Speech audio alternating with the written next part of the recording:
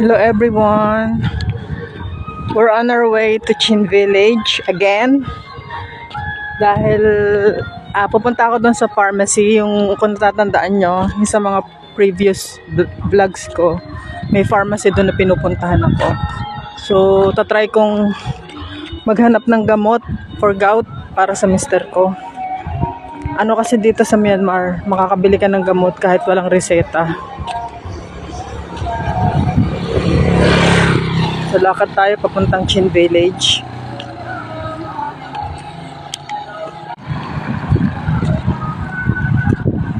So, lakad tayo ngayon papuntang Chin Village to buy medicine.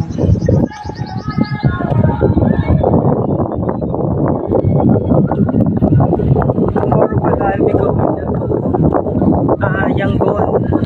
So, yung train ko is at 12 o'clock. So, dapat by 11 nandun ako sa train station. So, yung train ride will take mga 6 hours from Naypyidaw to Yangon. So, tapos na yung bakasyon ko. Hopefully, makabalik ulit ako dito sa Myanmar, dito sa Naypyidaw. Kasi, maganda naman yung experience ko. Na-experience ko yung Burmese hospitality. Mababait sila, accommodating, thoughtful. At napakasimple ng buhay dito. Napakasimple ng buhay ng mga Burmese.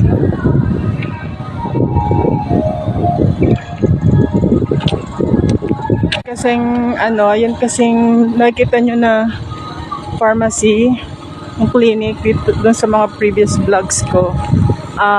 Doon bumibili ang anak ko ng mga gamot.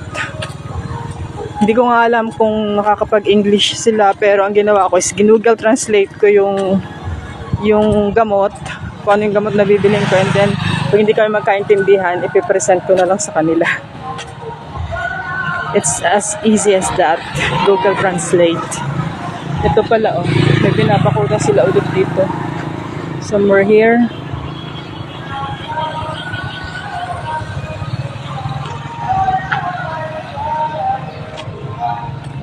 So, pupunta na tayo ngayon dito sa sa clinic.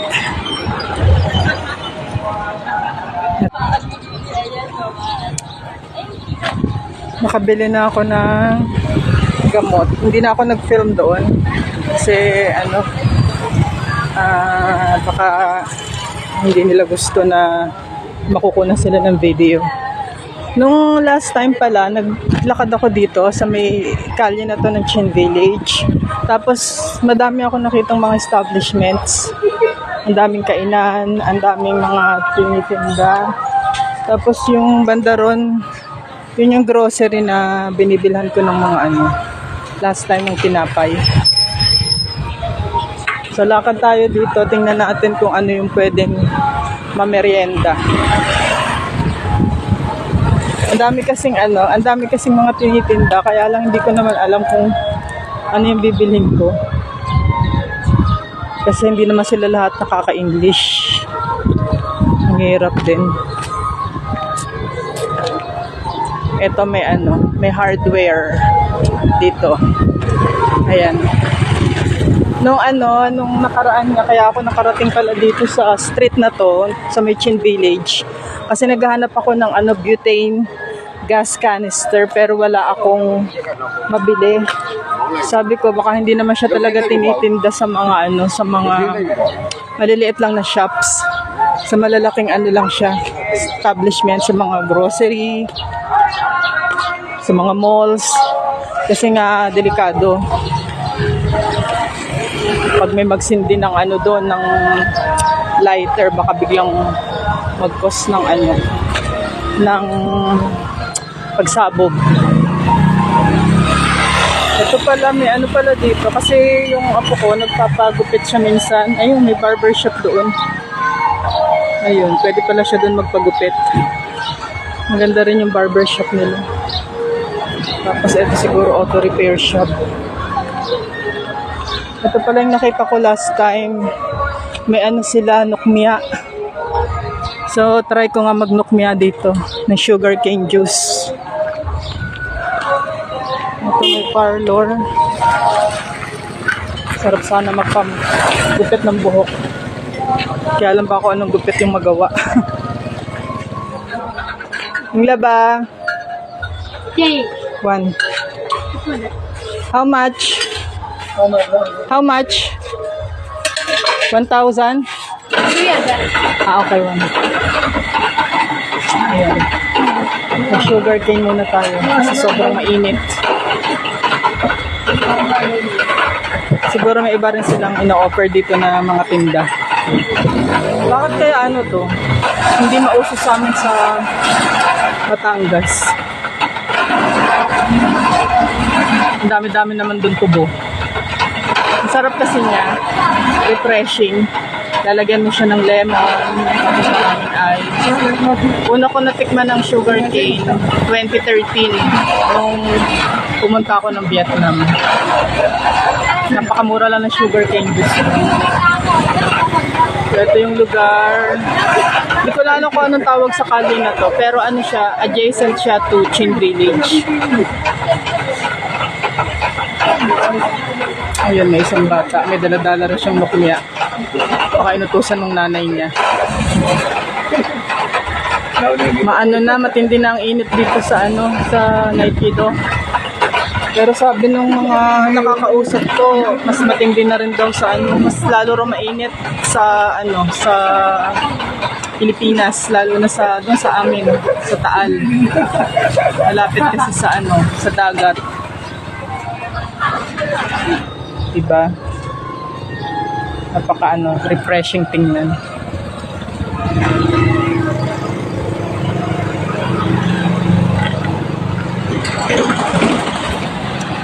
Nilulubos-lubos ko na yung araw na to kasi babalik na ako bukas ng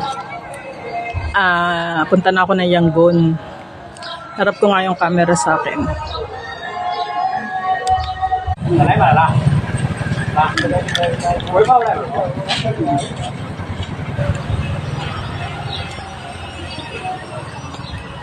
Ito pala siguro to, rent a car. Kasi may naka-drawing na car.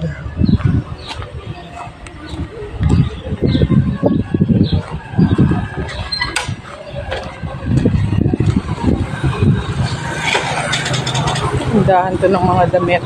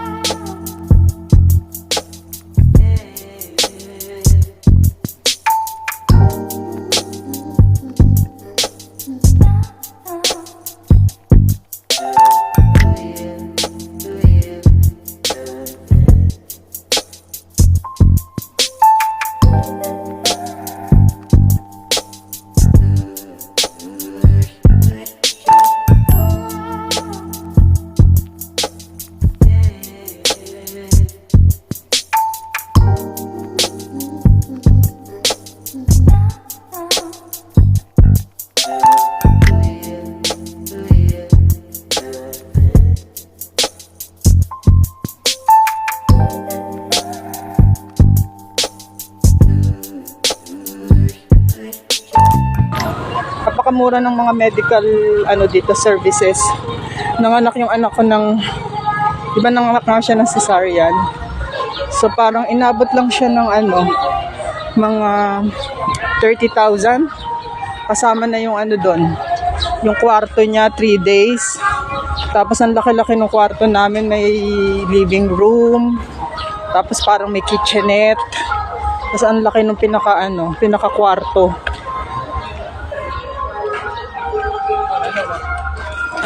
Pero siguro, kasi, yung mga locals dito, Maliit lang yung mga ano nila, sweldo. Maliit yung minimum pay.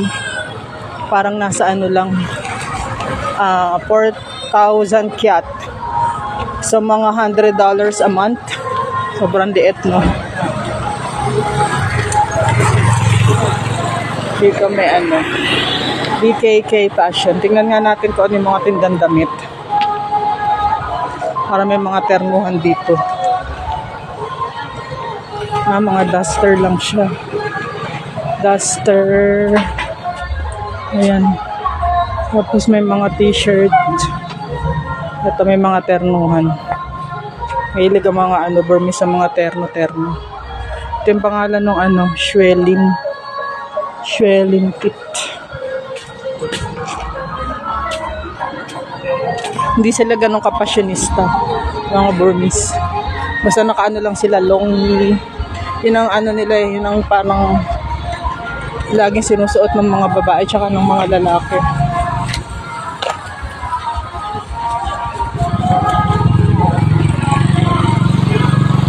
Ano yung tinitinda dito? Parang pancake. Pancake mo.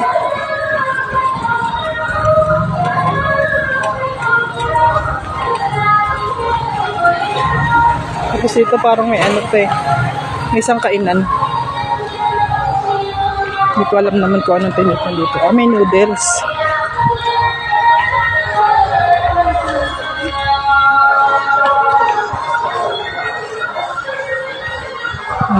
Pansit. Ayan, noodles.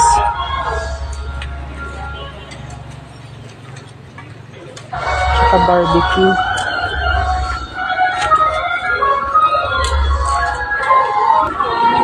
Inagahan ko nga yung ano, yung punta ko na Yangon. Yung anak ko na nga rin na nagsabi na, kasi 30 pa naman yung flight ko. So sabi niya, pumunta na ako na Yangon ng 28 para makapag-explore na ako kasi hindi ko nga nagawa nung dating ko. Na-stress nga ako dun sa nawalang ano, luggage. So plano ko na pasyala ng Swedagon, Pagoda, para makapag-wish din. Ito pa lang.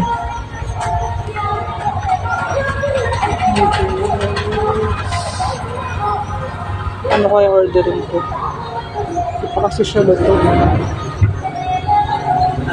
Let's try Manong's noodles. Ito, may dalawang batang nakaupo. Baka apo niya yan.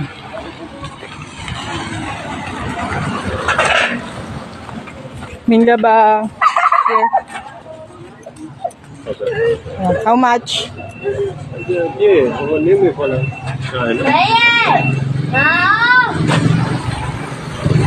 Taga-translate.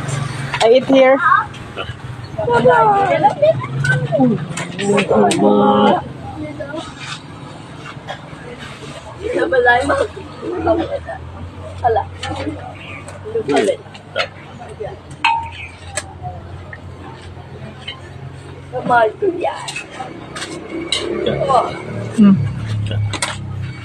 Yes, ba? Okay, This one. Toma. Siya. Yeah. How much? 1,000? 2,000? Okay. 2,000. Ito yung kinakain ko dun sa ano. Yung kinain ko sa palengke na mini-mix. Yan yung noodles nila eh. Pero masarap yan.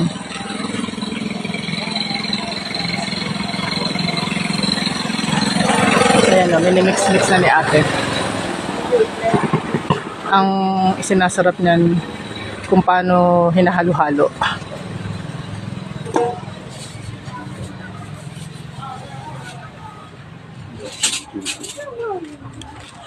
Sige, kain muna ako ha.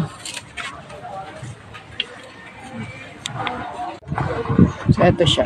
Yan yung noodles ko. Yan yung hinahalo-halo ni ate kanina. Okay, kain muna ako.